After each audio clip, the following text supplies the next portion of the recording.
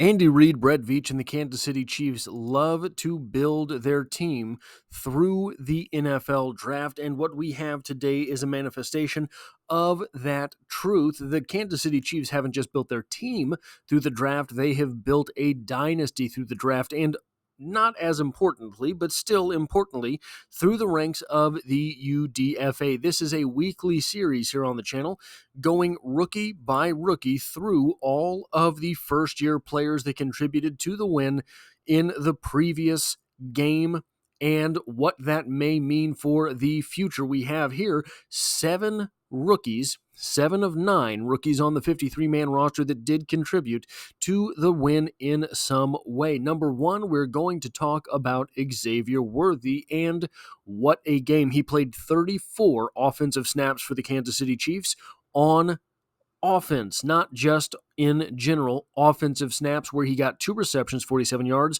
1 touchdown, and a 23.5-yard average. He also added 1 carry for 21 yards and a touchdown. In this performance, I thought that it was incredibly heartening to see that he is not just a speed guy. Look, you understood from his college tape that he's not just a fast guy. But you don't know if he's going to be not just a fast guy on an NFL field until you see it. There are all sorts of players that look very shifty, very bendy, very fast, very dynamic on a college football field, and then they get into the NFL and everything sort of evaporates. That has not been the case for Xavier Worthy to this point. He looks like an NFL guy.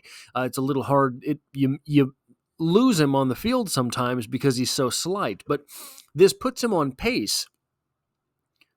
This puts him on pace in his rookie season for 34 receptions, which I think is going to be low, 799 yards, which may end up being high, and 17 touchdowns, which will obviously be high.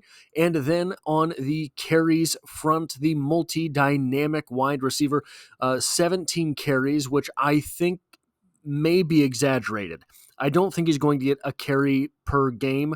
I think that it will even out at some point. I don't think we are likely to see him get multiple carries in a game just because the element of surprise is so important to an Xavier Worthy getting the football through a handoff.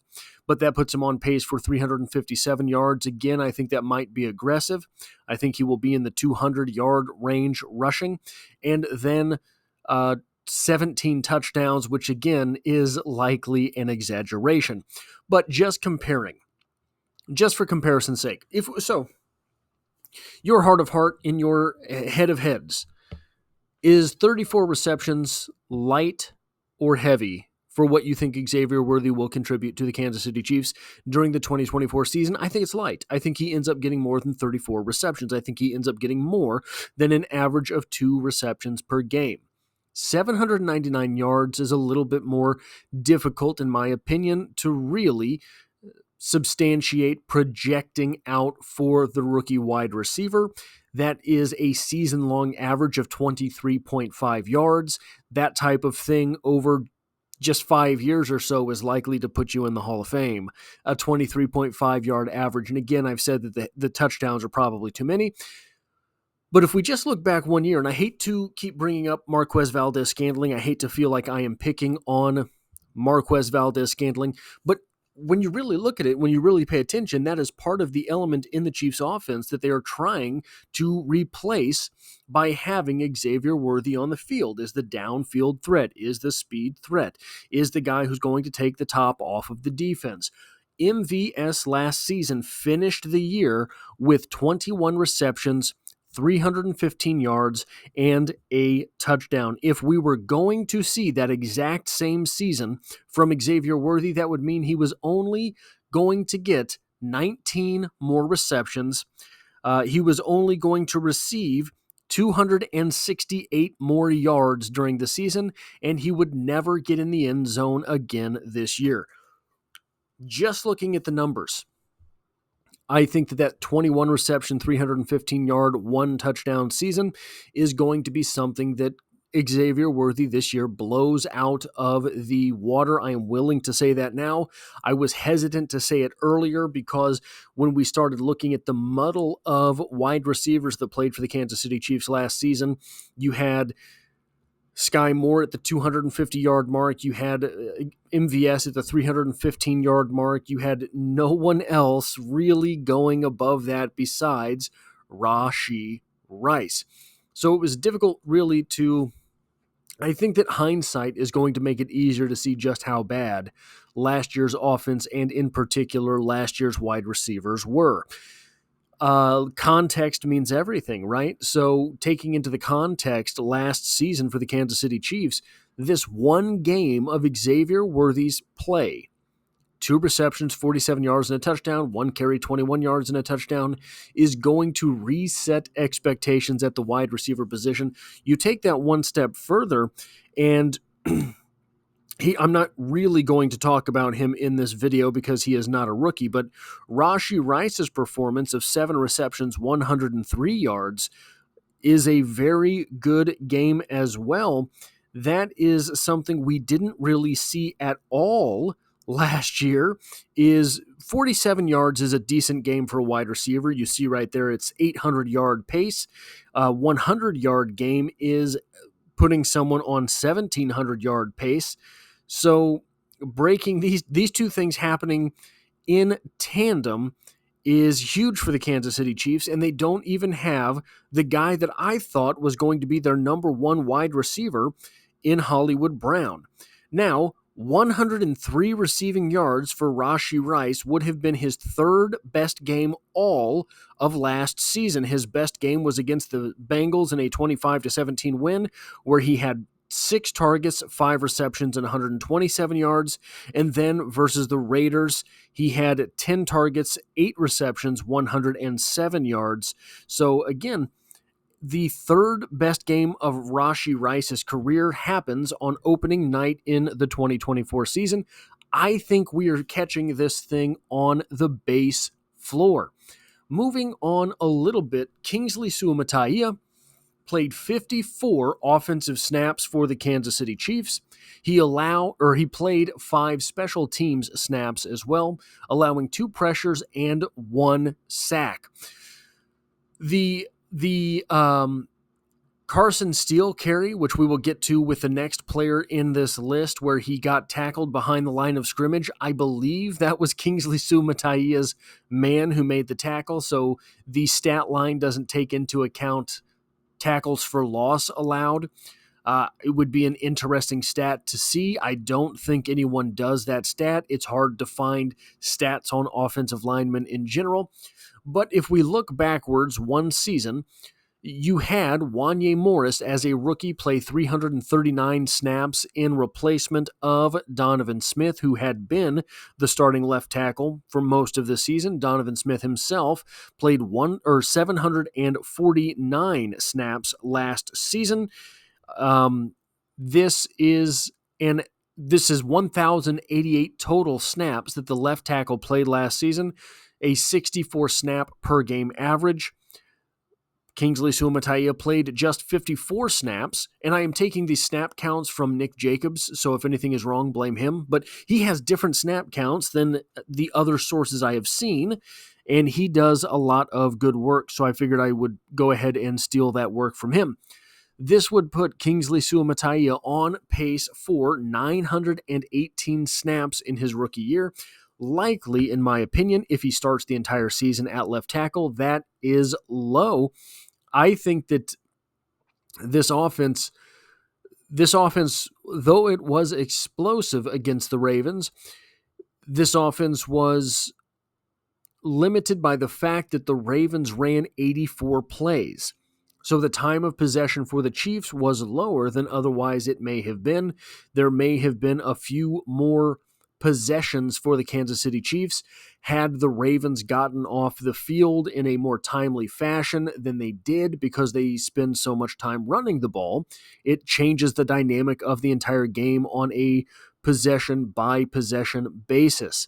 So I think, again, this was a good start for Kingsley Suamataia. I think that he is likely to maintain ownership over that left tackle position for the duration of the season, so long as he is healthy. I think he did a pretty good job there. 2 pressures, 1 sack against a defense that is likely to be as good as the Ravens is likely to be is a pretty good stat line. So it will be interesting to see him grow as the season goes on. Again, a little bit like Wanya Morris, he has a bit of a weakness for the speed rushers against the speed rushers. But another thing that we saw from Kingsley Suamataia that he is going to end up wanting to work on as the season progresses. Hopefully he's able to work on it as the season progresses, as one of the things that we saw from Wanya Morris was that he was unable to improve on his weaknesses on a week-to-week basis during that 4-game stint that he played. Kingsley is leaning, and when you're leaning, the defensive lineman can club your arms. All of a sudden, you fall. So he's struggling with that right now because I don't think he saw too many defensive linemen with that level of skill in college, which, that's going to happen. Carson Steele played 5 offensive snaps, 16 special team snaps. He racked up 2 carries for 3 yards. That is a 1.5 yard average per run. He had 1 kick return for 28 yards. Carson Steele was not acquired through the draft. This is a UDFA. The first 2 players were the first. So Xavier Worthy, a first-round pick. That's the kind of performance you want from a first-round pick, even though it was very late in the first round of the draft. The second player there, Kingsley Suamataia, was the second-round pick for the Kansas City Chiefs. I think that is an outperformance for a second-round pick to come in and start at the left tackle position. Here we have Carson Steele. Not a whole lot of offensive snaps with 5, not a whole lot of special team snaps with 16, though it was most of the special team snaps. I think 21 special teams is 100% of the snaps that were doled out. 2 carries, 3 yards, not a great performance there, but 1 kick return for 28 yards, decent deal there. That's going to be about average for your NFL kick returners. This is an outperformance for a player that was a UDFA. This is an outperformance by someone that we saw join the team and have very little chance at making the team until the preseason games started. He carved out a niche for himself, and here he is delivering. That is absolutely an overperform. That's a win, right? So far we have win for a first-round pick, win for a second-round pick here, win for a UDFA here, and then we get to Jared Wiley. Jared Wiley had 11 offensive snaps. In my opinion, this is a loss for Jared Wiley. I did the wrong thing there. Oh no, I've ruined everything. I think that Jared Wiley has potential. I am going to come out with a video later today about Noah Gray signing an extension. I think that Noah Gray signing that extension puts a little bit of damper on what it was that I thought I was correct about with Jared Wiley. The Chiefs have now had Jared Wiley through the entire preseason process. He comes out and plays just 11 snaps for their offense. I don't believe any targets, 0 receptions, 0 yards. But here's the thing. All is not lost. 11 offensive snaps for Jared Wiley puts him on pace to have 187 snaps on the season. Not great. But Noah Gray, as a rookie in 2021, played 289 snaps, roughly twice as many, 100 snaps more than Jared Wiley finds himself on pace to play. But he ended the season with just 10 targets, 7 receptions, 36 yards, and a touchdown. That was Noah Gray, the guy who just signed an extension with the Kansas City Chiefs. That rookie season is not inconquerable, even if you find yourself as the 3rd tight end on the depth chart, as I believe Noah Gray himself was. Just 11 snaps is disappointing. 0 targets, 0 receptions, 0 yards is disappointing. This, however, was a big-time game for the Kansas City Chiefs. It was important that everything go exactly correctly in this game. I think that when we start to look at this season for the Kansas City Chiefs, there will be games where it makes a little bit more sense to have a different player in than Travis Kelce or even Noah Gray. Let's see here. If we start looking at the schedule for 2024, the Bengals are next week. That's going to be another high-effort, high-stakes game. Week 3, however, is the Atlanta Falcons. That is not as high stakes because it is an NFC team. That is not as high competitiveness. The Falcons are not supposed to be this season as good as either the Ravens or the Bengals. It is possible we see a little bit more rotation as we get to week 3 versus the Falcons. You have the Saints in week 5. You have the Buccaneers later, the Broncos. You have the Panthers on the schedule. You will play the Steelers late in the season. There's a lot of time left for Jared Wiley to rack up more experience during his rookie season. And in order to conquer Noah Gray's rookie season, all he has to get are 10 targets, 7 receptions, 36 yards, and a touchdown. That is not impossible. The fifth name on this list is, coincidentally, 5th-round pick Hunter Nourzad, who himself played only 5 special team snaps. Not really a big surprise here. We had no reason to believe that the Chiefs and Andy Reid were going to rotate through offensive linemen. Andy Reid doesn't really rotate offensive linemen. If you start the game for Andy Reid, you play every play. That seems to be how it goes for the offensive line. So the fact that Hunter Nourzad finds himself in possession of just 5 special teams reps on the season, not particularly concerning. The next name on this list might be a little bit concerning. Jaden Hicks had been a heat-seeking missile in the preseason. He finds himself playing only special teams in week 1 with 21 special teams reps. Not ideal, however.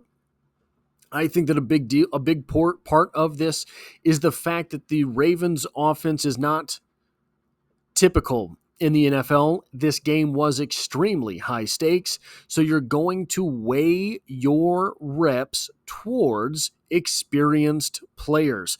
You start looking at the players that did actually play in this game. Justin Reid, for example, ended up playing 80 snaps of defense. That is 100% of the snaps that were played. So that's the strong safety position, quote unquote, free safety. Brian Cook played 80 snaps at free safety. That is 100% of the reps that were doled out.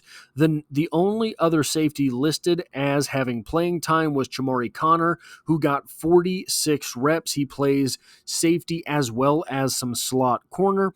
Then you had Trent McDuffie play all 80 reps. Trent McDuffie corner, all 80 reps. Jalen Watson corner, 77 reps. Joshua Williams, 32 reps. Those were the only defensive backs who got on the field. So obviously, Chamari Connor, the youngest of those players, finds himself in his second year and got fairly extensive playing time in last season's playoffs. So you know he is solidified. You know what he can do. I don't think that this is necessarily anything bad about Jaden Hicks. I thought I saw him out there on defense. I am willing to concede to Nick Jacobs that he is correct, and Jaden Hicks did not, in fact, play defense last against the Ravens. So I don't think it's particularly concerning that we did not see him with defensive reps in week 1. Again, like with Jared Wiley, there is plenty of time for the stats to be racked up for Jaden Hicks. When we start looking at players that might be comparable, Chamari Connor last year did not play particularly much during the season. He's a guy that got a lot more experience in the playoffs, having just 305 defensive reps during the actual season. He has 46 reps already this season. He played 46 reps versus the Bengals, which means that he played essentially 1/6 of his entire 2017 season just against the Ravens last night. The actual, where are we here? Postseason game logs for him last year. He played 303 reps during the season. He played 37 reps the first week of the playoffs against Miami, 76 reps against the Buffalo Bills. Then he added 25 reps against the Baltimore Ravens in the AFC Championship game and another 24 reps in the Super Bowl. That is 163 reps that he played half of his season reps in the 4-game stretch of the playoffs. So not all that necessarily concerning that he did not play any. So last season he got 10 reps week 1, 3 reps week 2, 11 week 4, 10 week 5, or 10 week 4, 1 rep, 5 reps, 1 rep, 6 reps the following 4 weeks after that, Shamari Connor during his rookie season. So I think there is still time for Jaden Hicks, obviously, to turn around his rookie season. Nothing has happened yet. All this means is that he is accountable on all phases of the special teams.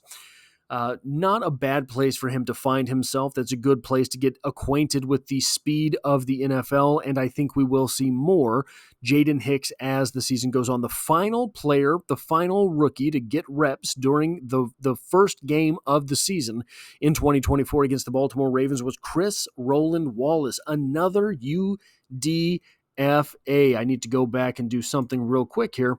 So Hunter Nourzad, I think, is a neutral. I don't think that is a win or a loss. Jaden Hicks, on a game-by-game basis, that's a loss, right? This is a player that you wanted, third rounder, you wanted to see on the field. I think on a game-by-game basis, that's a loss, but it does not mean anything for the larger context of his entire rookie season. Chris Roland-Wallace, 16 special teams reps. This is another UDFA player. In my opinion, that is a win. I don't know how Chris Roland-Wallace factors into the Chiefs' plans on defense during this year. It may be that he gets exactly 0 reps of defense. It is possible that he finds himself on the recipient of a start the final week of the season, should playoff seeding be all but figured out. So Chris Roland-Wallace getting on the field at all, even in the capacity of 16 special team snaps, means a win for the Kansas City Chiefs as the 7th rookie to get reps in that game. Now, Ethan Driscoll and CJ Hansen. CJ Hansen, a 7th rounder. Ethan Driscoll, an undrafted rookie free agent. Both of these players offensive linemen. Both of these players the only 2 of 9 rookies on the 53-man roster that did not participate in Thursday night's game. Both were listed among the team's 5 inactives for that game, meaning 7 rookies contributed to the Week 1 win versus the 2nd or 3rd most hyped team in the AFC.